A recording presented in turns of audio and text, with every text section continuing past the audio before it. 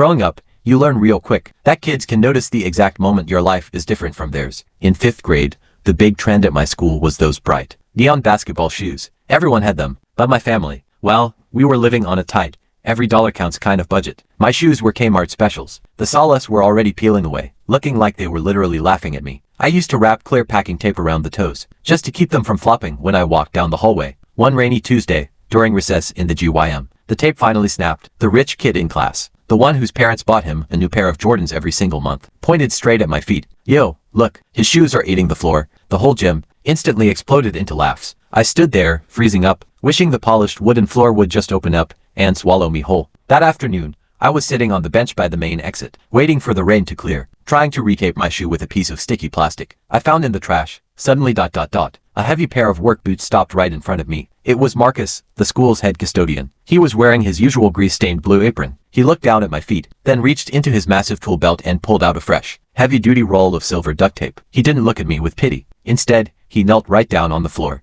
took my shoe, and started wrapping it with precision. You know ... double quotes, Marcus said, his voice deep and calm. Back in '83, when I was hiking through the Appalachian Trail, my expensive boots completely split open. Total garbage. A guy gave me a roll of this exact tape, and those boots lasted me another 400 miles. He patted the toe of my shoe, giving it a solid thump. Standard shoes break, but silver. Silver means you're a survivor. When I walked back into class, nobody laughed. Marcus had made my broken shoes look like a badge of honor. 10 years later, I saw Marcus's face in the local newspaper. It turned out, he hadn't just hiked the Appalachians. He was a retired Army Ranger who had spent decades quietly helping out families all over our town. The confidence he gave me on that rainy Tuesday afternoon didn't cost a single dime, but to a kid who had nothing, it meant absolutely everything.